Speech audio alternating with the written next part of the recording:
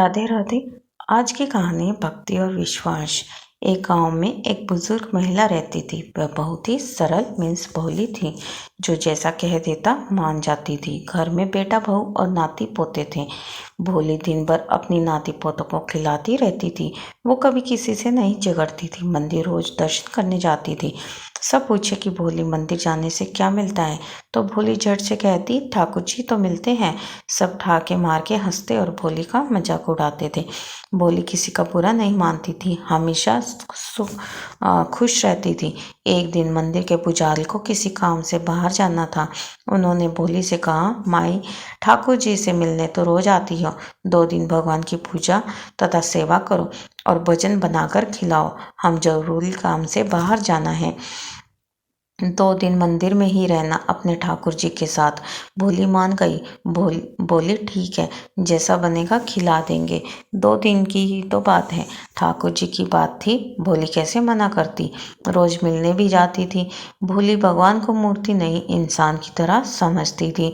हमेशा पुजारी जी से कहती थी, आप बहुत काम करते हैं, भगवान को रोज नहलाना, कपड़े पहनाना और फिर खाना बनाकर खिलाना।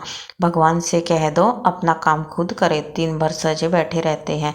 पुजारी जी जानते थे कि ये तो भोली है, इसको कैसे समझाया जाए। पुजारी जी भी हंसकर रह जाते थे। पुजारी जी भोली को मंदिर की जिम्मेदारी सौंपकर चले गए। भोली ने बाल्टी पानी भरा और बोली, ठाकुर जी जल्दी आओ, आप नहा लो।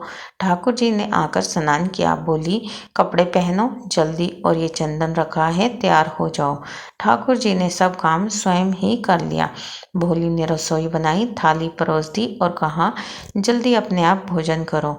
ठाकुर जी ने भोजन कर लिया। फिर भोली ने साफ सफाई की और फिर थक गए। फिर भोली ठाकुर जी बोली सो जाओ। ठाकुर जी सो गए और भोली भी वहीं बैठ गई। जब ठाकुर जी सो गए तो वह भी आराम करने में अपने कमरे में चली गई। इसी तरह 2 दिन बीत गए। पुजारी जी जब आए तो भोली से पूछा, हमारे ठाकुर जी की सेवा अच्छी तरह से की है ना।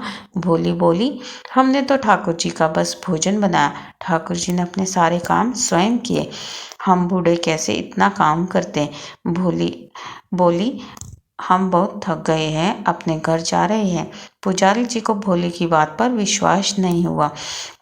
बोले, भोली माई एक दिन और काम कर दो, फिर चली जाना अपने घर, हम भी बहुत थके हुए हैं, एक दिन आराम कर लेंगे तो ठीक रहेगा।